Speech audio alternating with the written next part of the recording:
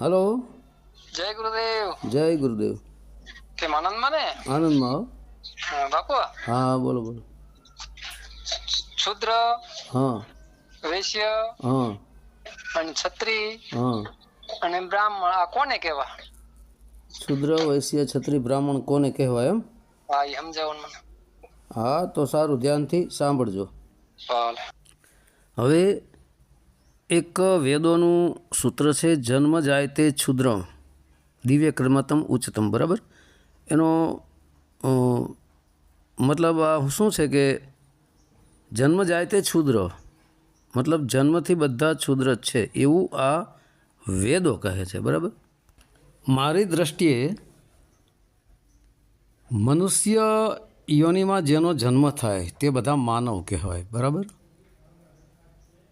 પશુ યોનિમાં જન્મ થાય તે પશુ કહેવાય, પક્ષી યોનિમાં જન્મ થાય તે પક્ષી કહેવાય. બરાબર? આ રીતે કહેવાનો અર્થ છે કે સર્વપ્રથમ માનવમાં જન્મ થયો તે બધા માનવ જ છે.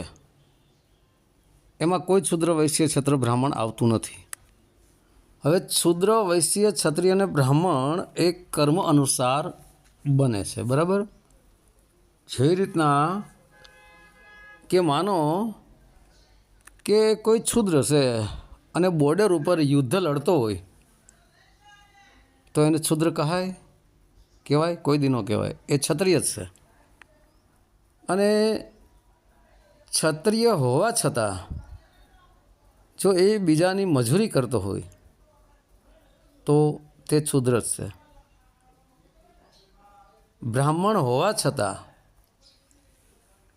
જો એ વેપાર કરતો હોય તો એ વૈશ્ય છે. અને વૈશ્ય હોવા છતાં જો એ બીજાની મજૂરી કરતો હોય તો એ શુદ્ર છે. અને એ વૈશ્ય જો સાચો સત્સંગ, સાચું જ્ઞાન, સાચું વેદો, પુરાણો, શાસ્ત્ર, સાધુ સંતોના ગ્રંથોનું જ્ઞાન આપતો હોય તો તે સાચો બ્રાહ્મણ છે. મતલબ કર્મથી જ બધું આ છે. બરાબર? હવે પુરાણો અને વેદોના મત પ્રમાણે બ્રહ્માજીએ સર્વપ્રથમ મુખમાંથી બ્રાહ્મણ પ્રગટ કર્યો, પછી હાથમાંથી ક્ષત્રિય ઉત્પન્ન કર્યો, પેટમાંથી વૈશ્યને ઉત્પન્ન કર્યો અને પગમાંથી શૂદ્રને ઉત્પન્ન કર્યો. આ રીતે આ ચારણ વર્ણ વ્યવસ્થા ગોઠવવામાં આવી. બરાબર? વર્ણ વ્યવસ્થા એટલે શું? જેવી રીતે આપણે વાત કરી કે ભાઈ કોઈ પણના ખેતરમાં મજૂરી કરતો હોય, બરાબર, અથવા તો બીજાની નોકરી કરતો હોય, બરાબર, તો તે સમજી લેજો શુદ્ર જ છે. અને કોઈ પણ વ્યાપાર કરતો હોય તો તે વૈશ્ય છે. અને જેમ કે પોલીસ જવાનો, મિલિટરી જવાનો, બોર્ડર પર જે કોઈ રક્ષા કરતા હોય તે ક્ષત્રિય છે. અને સાચું જ્ઞાન જે આપતા હોય તે બ્રાહ્મણ છે. બરાબર? હવે પગ જે છે, પગ તે શુદ્ર છે. પેટ છે તે વૈશ્ય છે. હાથ છે તે ક્ષત્રિય છે. અને મુખ છે એ બ્રાહ્મણ છે. તો પગ શુદ્ર ક્યારે કહેવાય? જ્યારે નિષ્કામ ભાવે એ સેવા કરતો હોય, એ સેવાની અંદર કોઈ પણ પ્રકારનો લોભ લાલચ જેની અંદર નથી, કરતાપણાના ભાવને હટાવીને જે સેવા કરતો હોય તે સાચો શુદ્ર છે અને તે મુક્તિને પણ પ્રાપ્ત કરી લે છે. પછી સાચો વૈશ્ય કોણ છે? સાચો વૈશ્ય એ જ છે જે ધર્મને અનુસરીને રહેલો કામ એનો ઉપયોગ કરતો હોય. કામ એટલે નર નારીનું મિલન, બરાબર? તો ધર્મ પ્રમાણે જેમ કે પહેલા પોરે રોગી, બીજા પોરે ભોગી, ત્રીજા પોરે ચોગી, ચોથા પોરે જોગી. જેમ કે પહેલા પોરે રોગી લોકો હોય અને આપણે બીમાર વ્યક્તિને ખવડાવી પીવડાવીને પછી જે કાંઈ દવા ડૉક્ટરે આપી હોય તે આપીને આપણે એને સુવડાવી દેતા હોય છે, બરાબર? 6 થી 9નો પહેલો પોર એટલે એ સૂઈ જાય. પછી બીજા પોરે ભોગી, પછી 9 થી 12 દરમિયાન સુધી આ નર નારી એ પોતાની રીતે જે કાંઈ હોય તે બધું ચલાવતા હોય છે, બરાબર? ત્રીજા પોરે જોગી, ચોગી મતલબ 12 વાગ્યા પછી ચોર લોકો નીકળે ચોરી કરવા માટે. અને ચોથા પોરે જોગી, 3 વાગ્યાની પછી જોગી સાચા સંતો ભક્તો જાગતા હોય છે અને ભક્તિ ભજનમાં લાગતા હોય છે, બરાબર? આ પ્રમાણે આ વાત છે, બરાબર? હવે આ પગ છે શુદ્ર છે, પેટ વૈશ્ય, હાથ ક્ષત્રિય અને મુખ બ્રાહ્મણ. તો એ ક્યારે કહેવાય કે જે પગ સેવા કાર્યોમાં દોડે છે તે જ શુદ્ર છે, અને જો એ અન્ય ખરાબ કામમાં, ગેરપ્રવૃત્તિઓમાં, ગેરકાનૂની કાર્યોમાં દોડતો હોય તો તે 5મી જાતિ અસુર છે. હવે પેટ વૈશ્ય ક્યારે કહેવાય કે ધર્મને અનુસરીને રહેલા કામનો જો ઉપયોગ કરતો હોય બીજા પોરમાં તો તે વૈશ્ય છે. મનન ચિંતન શરીર સાથે છેડછાડ કરીને કામને પ્રગટ કરતો હોય અને બીજા પોરને છોડીને અન્ય પોરની અંદર એ મૈથુન શક્તિ માણે, મતલબ મૈથુનને માણે તો તે 5મી જાતિ અસુર છે. સાચો ક્ષત્રિય એ છે જે દેશની રક્ષા, રાજા હોય તો પ્રજાની રક્ષા, એ સાચો ક્ષત્રિય છે. અને જો એ રક્ષા ન કરે, ક્ષત્રિય હોવા છતાં રક્ષા ન કરે અને ઉલટું કાર્ય કરે, ગેરકાનૂની કામ કરે, ખોટું કામ કરે તો તે 5મી જાતિ અસુર છે. કારણ કે ક્ષત્રિયનો મુખ્ય ધર્મ છે ધર્મની રક્ષા કરવી. હવે ધર્મથી વિરુદ્ધ ચાલે તો તે અસુર છે, દાનવ છે, રાક્ષસ છે. ધર્મથી વિરુદ્ધ એટલે પોતાના કર્તવ્યને ચૂકીને. અને બ્રાહ્મણ ત્યારે જ કહેવાય જે સત્ય વચન અને હિતકર વાણી બોલે, મુખથી ખોટું બોલે જ નહીં, સત્ય જ્ઞાન જ બીજાને આપે, સાચું જ જ્ઞાન જેની અંદર એનો કોઈ પણ પ્રકારનો લોભ લાલચ હોતો નથી, તો તે સાચો બ્રાહ્મણ છે. નહીતર એ પણ 5મી જાતિ અસુર છે, રાક્ષસ છે, એ દાનવ છે, બ્રાહ્મણ કહેવાય જ નહીં. અત્યારે ઘણા બધા નથી કથણી બકણી કરીને જ્ઞાન આપતા ફરે છે. હવે એને બ્રાહ્મણ કેમ કહેવો, એને પંડિત કેમ કહેવો? એ 5મી જાતિ અસુર છે. ધર્મના નામે ધંધા કરતા હોય જ્ઞાન આપીને તો એ અસુર છે. બાકી સાચો બ્રાહ્મણ, સાચો જ્ઞાની એ જ્ઞાનને વેચતો નથી, એનો ધંધો માંડતો નથી, એ તો અસુર છે, બરાબર? તો બ્રહ્માજીએ આ પ્રમાણે મુખમાંથી બ્રાહ્મણ હાથમાંથી ક્ષત્રિય, પેટમાંથી વૈશ્ય, પગમાંથી શૂદ્ર, 4 વર્ણો ઉત્પન્ન કર્યા. પછી ચારે ચારને ઊભા રાખીને કીધું, શૂદ્રને કીધું કે ભાઈ જો આ વૈશ્ય છે, વૈશ્ય પાસે વેપાર મોટો હોય, ખેતીવાડી કરે એ પણ સરવાળે તો વૈશ્યમાં જ આવે. તો જે વેપાર કરતો હોય, વેપાર મોટો હોય, એટલે શૂદ્રને કહે કે ભાઈ તું આ જે વૈશ્ય છે એના કામમાં જોડાજે, એનું કામ કરજે, એની ચાકરી કરજે, એટલે તને એ વૈશ્ય પગાર આપશે અથવા તો તને જે કાંઈ તારું મહેનત નાણું આપશે, એટલે તારો જીવન નિર્વાહ ચાલશે. કારણ કે વૈશ્ય પાસે વેપાર લાંબો ચોળો હોય એટલે એને માણસો રાખવા પડે ને. એટલે આ રીતે શૂદ્ર જે છે એ બીજાની નોકરી કરતા હોય છે. બીજાની મતલબ કહેવાનો અર્થ ગુલામી તો ન કહેવાય, પણ જેને આપણે દાળિયા કહીશું, બરાબર, એ દાડી કરતા હોય છે. એટલે વૈશ્યને કહે કે ભાઈ જો આ જે શૂદ્ર છે તારી દાડી કરી રહેશે, તારી મજૂરી કરે છે, તો એને એનું પૂરતું મહેનત નાણું આપજે, જેથી કરીને તારો વેપાર પણ વધે અને તારો વેપાર પણ ચાલે બરાબર. એટલે આ રીતે વૈશ્ય એ શૂદ્રને પોતાનું મહેનત નાણું આપે અને શૂદ્ર એ વૈશ્યનું કામ કરે, બરાબર. પછી વૈશ્યને કહે છે કે ભાઈ હવે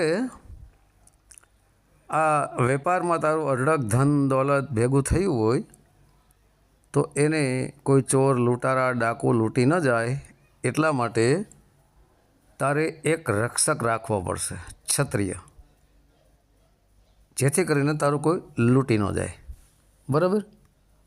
એટલે આ રીતે વૈશ્ય એ પોતાનો એક રક્ષક રાખે છે અને કહે છે વૈશ્યને કે તારે આ રક્ષકને પણ પગાર આપવાનો, જેથી કરીને તારું આ કોઈ ધન દોલત લૂંટી ન જાય, ચોરી ન જાય, બરાબર.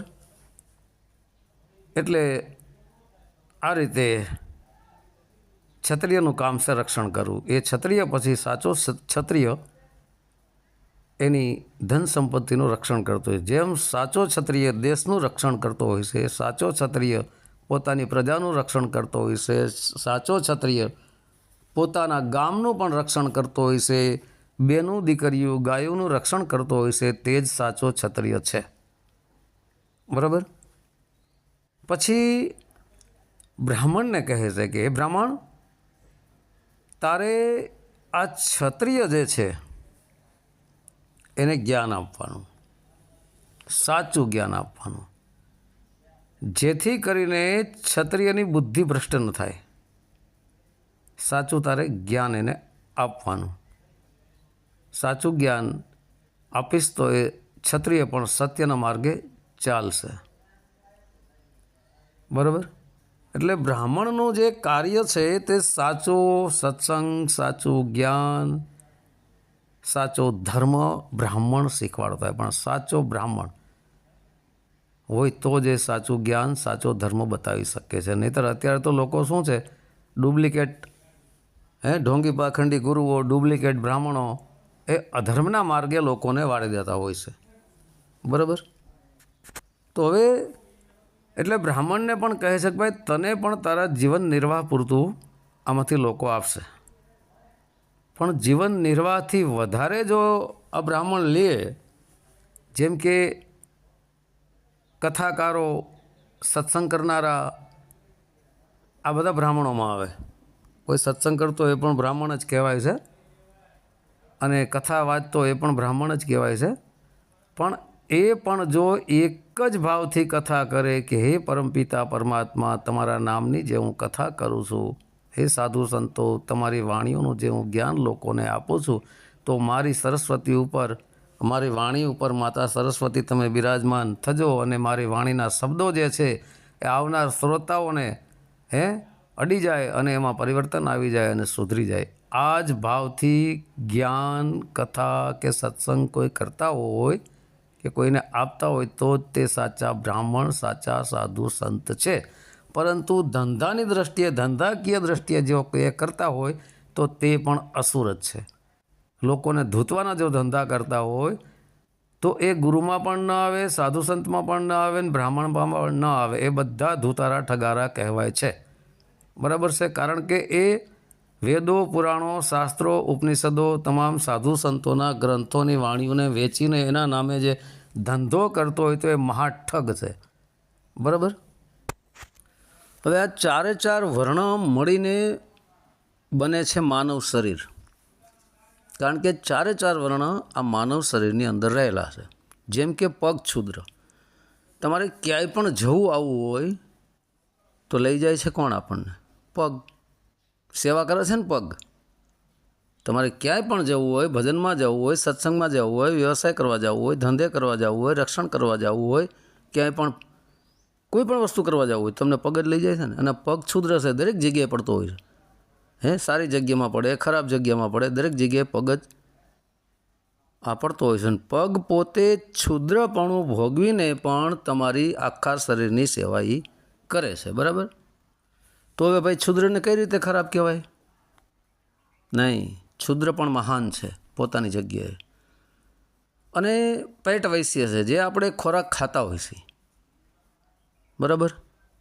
તો એક ખોરાક પેટમાં ગયા પછી થોડું આપણે હલનચલન કરતા હોય છે, હાલતા હોય છે, કામ ધંધો કરતા હોય છે, કામે જતા હોય છે, મહેનત કરવા જતા હોય, પગ દ્વારા જાય છે ને. તો એ પગ સપોર્ટ કરે છે વૈશ્યને. ત્યારે બધું પાચન થઈ જાય ને, એટલે પેટ સલામત રહે. એટલે પેટને મતલબ છૂદ્રએ કોને સપોર્ટ કર્યો? જેમ વૈશ્ય વેપાર કરતો હતો અને છૂદ્રની મદદ કરતો હતો, એવી રીતે અહીંયા પણ છૂદ્ર મદદ કરી રહ્યો છે. છૂદ્રરૂપી પગ આ પેટરૂપી વૈશ્યને મદદ કરે છે. કારણ કે હાલે ચાલે, આ છે તે છે, તો એનું પાચન થાય તો પેટ વ્યવસ્થિત રહે ને. એટલે ત્યાં પણ એને વૈશ્યને મદદ કરી. પછી હવે એ વૈશ્ય જે છે એની અંદર જે કાંઈ ખોરાક ખાધો તેમાંથી શક્તિ આવી, ત્યારે હાથ કાર્ય કરી શકે છે ને. એટલે હાથ દ્વારા આ ભોજન જમે છે, કામ ધંધો કરે છે, ખાય છે, પીએ છે, લેતી દેતી કરે છે. એટલે હાથ જ આ ભોજનને આપી અને આ પેટને આપે છે ને ખાઈને. એટલે આ ક્ષત્રિય પણ પોતાની રીતે ટોપટીપ રીતે આ વૈશ્યનું રક્ષણ કરે છે પેટનું. બરાબર? પછી મુખ જે છે, એમાં મુખમાં જે ભોજન આપ્યું તો મુખે બ્રાહ્મણ છે, એને પણ ચાવીને અને પેટને આપ્યું. હાથ દ્વારા મુખમાં ગયું એટલે ક્ષત્રિય. બરાબર? અને એ મુખ બોલે ને કહે કે ભાઈ મને જમવાનું આપો, અથવા કોઈ કહે કે ભાઈ જમી લ્યો, કોઈ પણ XYZ લેતી દેતી શબ્દોના મારફતે થાય છે. એટલે બ્રાહ્મણ પણ હાથ વગર નકામો છે, અને હાથ ક્ષત્રિય પણ પેટ વગર નકામા છે, અને પેટ પણ શૂદ્ર વગર નકામું છે. આમ ચારે ચાર એકાબીજાની સાથે જોઈન્ટ છે. બરાબર? અને ક્યાંય પણ ખતરો દેખાય, અસત્યના માર્ગે જતો હોય, કોઈ પણ ખતરો આવે તો મુખ તુરંત બોલીને કહે છે કે ભાઈ અહીંયા ખતરો છે. એટલે ક્ષત્રિય સાવધાન થઈ જાય છે. એટલે મુખે ક્ષત્રિયને સપોર્ટ કર્યો, હાથને, અને હાથે પેટને સપોર્ટ કર્યો, અને પેટે છૂદ્રને સપોર્ટ કર્યો. પછી ઉલટું જોઈએ તો છૂદ્રરૂપી પગ પેટને સપોર્ટ કરે છે, પેટ હાથને સપોર્ટ કરે છે, અને હાથ મુખને સપોર્ટ કરે છે. આ એકાબીજા ચારે ચાર સપોર્ટર છે અંદરો અંદર. પણ આ ચારે ચાર મનુષ્યની અંદર જ છે, માનવ દેહની અંદર જ છે. એટલા માટે સર્વશ્રેષ્ઠ જો જાતિ હોય તો એ માનવ જાતિ છે. માનવ જાતિની અંદર જ આપણે મુક્તિ મોક્ષને પ્રાપ્ત કરી લઈએ છીએ. પરંતુ ખરા અર્થમાં શુદ્ર, વૈશ્ય, ક્ષત્રિય અને બ્રાહ્મણ ચારે ચાર રોલ જો આપણે નિભાવીએ વ્યવસ્થિત રીતે, અથવા તો જે કોઈ રોલ આપણને આપ્યો હોય, શુદ્રનો આપ્યો હોય, વૈશ્યનો આપ્યો હોય, ક્ષત્રિયનો આપ્યો હોય, બ્રાહ્મણનો, તે પૂર્ણ નિષ્ઠાપૂર્વક અને ધર્મ પ્રમાણે જો આપણે તેનું કર્તવ્ય પાલન એ ધર્મનું કરીએ તો જ આપણે સાચા છીએ. આ બધા મળીને મૂળ માનવ કહેવાય છે. માનવની અંદર જ ચારે ચાર છે. તો આમાં કોને બાદ કરો? તમે છૂદ્રને બાદ કરી શકશો? પગ છે એ છૂદ્ર છે, કાપી નાખો લ્યો, છૂદ્ર હોય તો ચાલશે? ન ચાલે. પેટ છે વૈશ્ય છે, ચીરફાડ કરીને કાઢી નાખો આતરડા ના તે, તો શું તમે જીવશો? હાથ છે ક્ષત્રિય છે, કાપી નાખો, શું તમારું રક્ષણ કોણ કરશે? હાથ દ્વારા જ રક્ષણ થાય છે. હે મુખ છે બ્રાહ્મણ છે, જીભ કાપી નાખો, તમે બોલીને સમજાવશો કેવી રીતે? તો આમાં આ વ્યવસ્થા શરીરની અંદર એવી એક ટોપટીપ વ્યવસ્થા છે કે જેને કોઈ બાદ ન કરી શકે, પણ સરવાળે બધાય માનવ કહેવાય. જનની તો હવને સરખા જણે, હે એવા સદગુરુ જેના સાચા, પણ અજ્ઞાનીને મન નોખા. અજ્ઞાની હોય ને એ શુદ્ર વૈશ્ય ક્ષત્રિય બ્રાહ્મણ જાતિ ભાતિ આમાં અટવાયેલા હોય છે. બાકી જાતિ જગતમાં બે જ છે. હું ઘણીવાર કહું છું, સર્વપ્રથમ માનવ જાતિ. માનવ જાતિમાં બે નર ને નારી, આ બે જ જાતિ, અને આત્મા અજાતિ અને પરમાત્મા વિજાતિ, આ પણ હું ઘણીવાર કહું છું. બરાબર? તો જાતિ એક જ મનુષ્ય છે. આમ તો 4 ખાણી છે: અંડજ, ઓરજ, કફેદ, પ્રસ્વેદ. બરાબર? તો કહેવાનો અર્થ એક જ છે મારો કે આપણે માનવ છીએ તો માત્ર ઓનલી ફોર માનવ બનીને રહો. કારણ કે માનવ જ સાચા છીએ ને આપણે. બીજું બધું જે કાંઈ ઊભું કર્યું છે શુદ્ર વૈશ્ય ક્ષત્રિય બ્રાહ્મણ, એ તો કર્મ અનુસાર છે. અન્ય કોઈ નાતી જાતિના જે પૂછડા પકડાવ્યા છે એ મહામૂર્ખતા છે અને મોટામાં મોટી અજ્ઞાનતા છે. બાકી નાતી જાતિ એવું કાંઈ છે જ નહીં. નાતી જાતિ જગતમાં બે જ, હું ઘણા ઓડિયોમાં બોલ્યો છું, હે નર અને નારી. અને નર અને નારી આ જાતિથી પણ ઉપર ઉઠેલો હોય તેને સાચો સંત કહેવાય. માત્ર એ આત્મદૃષ્ટિમાં જ હોય, સમાન દૃષ્ટિ હોય, દરેકની અંદર આત્મદૃષ્ટિથી જ જોવે, દેહભાવથી જોવે જ નહીં. દેહભાવથી જોવે એટલે બધું પ્રગટ થાય.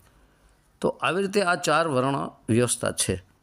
બરાબર? અને 4 વર્ણ આ માનવ શરીરની અંદર જ છે, બાયણે ક્યાંય છે નહીં. બરાબર? બાયણે જે આપણે બનાવ્યું છે બધું ખોટું છે. તૂતમ તૂત છે, લોલમ લોલ છે, ઢોંગ છે, પાખંડ છે. 4 વર્ણ સાથે જ છીએ, અને 4 વર્ણને એકાબીજા સિવાય ચાલી શકતું નથી. તો 4 વર્ણ દેહની અંદર છે, તો દેહ એક આપણો માનવ દેહ છે. એ હિસાબથી બધા માનવ જ છે મિત્રો. બરાબર? પણ જે જેવું કર્મ કરે છે ઉચ્ચ નીચ તે પ્રમાણે શુદ્ર વૈશ્ય ક્ષત્રિય બ્રાહ્મણ બને છે. બરાબર?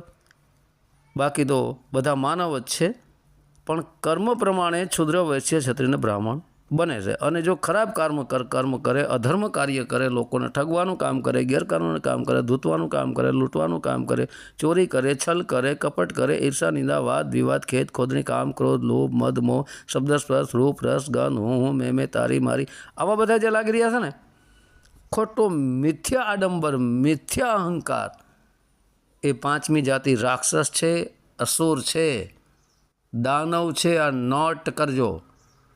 બરાબર? તો તમે કહ્યું કે શુદ્ર વૈશ્ય ક્ષત્રિય અને બ્રાહ્મણ આ કોને કહેવાય છે? બરાબર? તો એ પ્રમાણે મારી બુદ્ધિ અનુસાર મેં આ તમને સમજાવ્યું છે. તો તમે કાંઈ બોલશો નહીં. સત્ય સનાતન ધર્મની જય.